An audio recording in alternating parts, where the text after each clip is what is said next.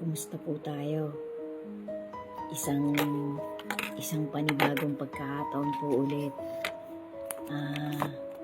Hari nawa po magkikita-kita pa rin tayo sa bagong part, sa bagong season na gagawin ko na to. Ito po ay isang intro, parang part 1 na po ito ng What is Written Truly Happen na sinimulan ko po ng almost 2.5 years ago. WWTH po ulit guys.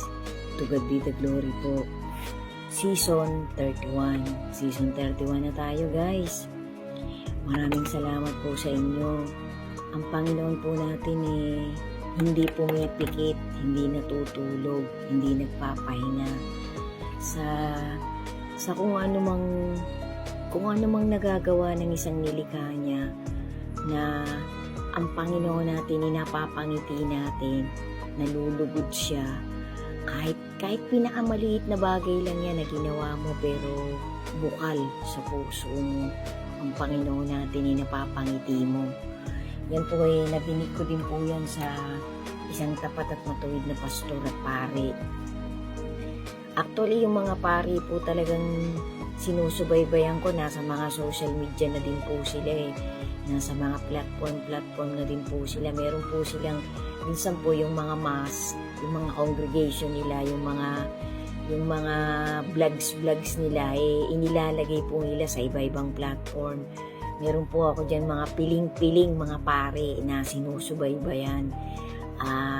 Way back pa po, few years ago pa po, marami na akong mga naiipon na mga vlogs nila na tumatatak po talaga sa puso't kaisipan ko. Amen. So guys, sana po sa pagsisimula ako ng bagong season ko na to, na season 31, makaramay ko po ulit kayo, makasama ko po ulit kayo sa pagtatawid na gagawin ko, sa pagbabaka sakali ko, na alam ko pong sa tuwing ako'y hihingi ng guidance sa ating mahal na Panginoon through His begotten Son, kahit papano po binibigyan niya ako ng giya, binibigyan niya ako ng angkla, ng angkor, kung kahit papano tatatag ang pagtatawid ko. I mean to say, yung ini-aim ko, yung ginugol ko na masabi ko, gagabayan ako ng ating Panginoon sa pamamagitan ng lubos-lubos ko rin pong pagtitiwala sa Kanya, na madalas ko rin pong ginagawa, na minsan kahit ano nga pong ginagawa ko, ino-open ko po yung communication ko sa Kanya. Lalo na po minsan kapag tayo parang pakiramdam natin meron tayong papalapit na mararamdaman sa katawan natin, hindi naman natin masasabing mabigat na sakit, pero parang meron tayong idinadaing sa ating mga katawan. Kasi nga po, itong lupang katawan na to, na sinasakyan ng spirit na ipinapahiram sa atin ng ating Creator, bilang magiging gabay natin habang tayo naglilingkod sa Kanya. Kasi marami pong mga tao na way back siglo by siglo, akala nila naglilingkod na sila sa Panginoon. Kasi nga po, maraming mga tao na sumusunod sa buntot, sa hulihan ng masama, na piling nila tama pa rin ang kanilang ginagawa, kasi po binubulag sila ng mga pagliligaw, binubulag sila ng mga maling katuwiran, ng mga maling kautusan na sa akala nila yun ang tama. Kasi po guys, kapag ikaw nakinig sa maling pagtatawid sa'yo ng, sabi nga po false prophets, false doctrines. Kapag ikaw nataniman ka ng maling aral, ng maling doktrina, kumbaga kapag nagpahikayat ka sa tawag at hikayat ng demonyo, madadala ka, lalo na kapag ka yung pananampalataya mo sa ating Panginoon hindi mo hinihigpitan, hindi mo hinahawakan ng mahigpit. Madadala ka, mabubuyo ka sa mga matatamis na salita, sa mga quoted words, sa mga quoted promises ng masama ng kanyang mga alagad na mga false prophets. Kasi po yan, pinagpauna po yan ng ating Panginoong Hesus eh. Panahon pa po na nag-uumpisa pa lang ang ating Panginoong Hesus sa pagtatawid niya ng gospel niya. Pinauna na po niya yan, yung mga prologue intro niya po yan sa mga taong lumalapit sa kanya para makinig ng kanyang mga salita. Kasi kapag meron po kasing giya yan guys may giya po kasi kapag mararamdaman mo, kapag ang pinakikinggan mo galing talaga sa Panginoon, parang nagkakaroon ka ng urge, nagkakaroon ka ng motive sa sarili mo na parang gusto ko ulit marinig yung sinabi ng taong yun. Parang gusto kong ulit-ulitin niya yung sinabi niya kasi para po kasi yung katok. Kasi sabi nga po, kung sinong tumatawag sa akin, kumakatok ako sa iyong pintuan. Ibig sabihin, kumakatok ang salita ng Panginoon sa ating puso. Para ngayon, kung tayo may willingness, kung tayo may urge, na parang gusto nating talagang kumain ng banal na salita niya, magkakaroon tayo ng urge, makakaramdam tayo ng uhaw. Yun po, para po sa akin guys yun po yung isang sign na napaka-importante na kapag naramdaman mong para kang nauuhaw, galing yun sa mabuti, galing yun sa talagang salita ng ating Panginoon.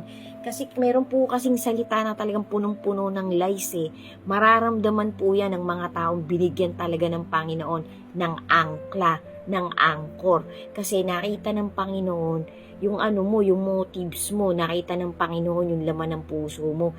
Kasi sabi nga po, kapag inilagay mo na sa puso mo, kasi meron ka kasing mga desisyon, meron ka kasing mga plano. Ang isang human being po may plano, may desisyon. Kapag yan inilagay na niya sa isip niya, tapos isinapuso na niya, malalaman na yan ng Panginoon. Kasi our Creator can read our thoughts, can know our motives. Kapag kaya ni parang pinaplano mo na, isinapuso mo na, meron ka ng goal, alam na ng Panginoon. Pero kapag kayong parang segue ka pa lang, parang hindi ka pa seryoso, hindi pa yan malalaman ng ating Panginoon. Pero ang Panginoon po'y makapangyarihan guys. Alam niya po ang past, present at future. Kapag napagdesisyonan mo na, alam na ng Panginoon. Alam na niyang magiging desisyon, alam na niya ang magiging resulta ng naging desisyon mo. Ganun po ka-powerful ang power ng ating Creator.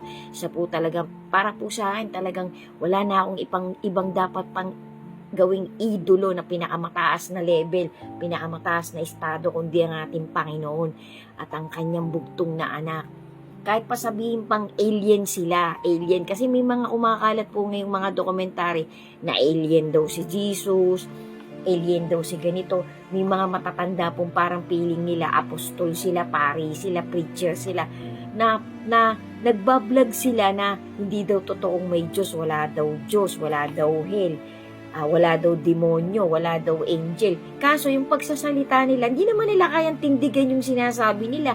Hindi naman nila kayang patunayan. Dapat kapag nagsasalita ka na tinutuligsa mo yung isang hindi mo nakikitang infinite powerful na manlalalang na gumawa ng lahat-lahat ng nakikita mo, gumawa ng hindi mo pa alam, gumawa ng kung saan ka nandoon, gumawa ng kung bakit ka humihinga, dapat kaya mong tindigan yung sinasabi mo. Kaya mong patunayan, meron kang ebidensya, may facts ka, may proof ka. Kasi paano mo mahihikayat yung taong nanonood sa'yo? Parang iisipin mo na lang, sira ulo tong taong to. Kasi tumutulig sa ng isang attributes ng isang powerful, infinite creator. Pero hindi niya kayang magbigay ng mga proofs, hindi niya kayang magbigay ng mga basic na dahilan niya. Parang ang sinasabi niya, paligoy-ligoy, walang direksyon. Yan po ay false prophets. Yan po ay mga kampo ng masamang kalaban ng ating Panginoon. Kasi kapag ikaw ay nagtiwala ng mahigpit, yung maliit mong faith sa Panginoon, gagabayan ka pa rin niya. Kasi alam ng Diyos, tapat ang puso mo, alam niya ang motibo mo. Ganun po yan guys. Hindi po ako po kasi talaga guys, iniingatan ko pong ako'y makapagsalita na hearsay lang, salita lang. Kasi ako po, hindi naman po sa pagano, inoobserbahan ko po ang mga pinapanood kong content, guys. Lalo na po in regarding sa ating Creator, in regarding sa ating Lord Jesus, in regarding sa Holy Scripture. Napaka-keen observer ko po sa mga ganyang dokumentary na nakikita ko sa iba-ibang platform. To God be the glory.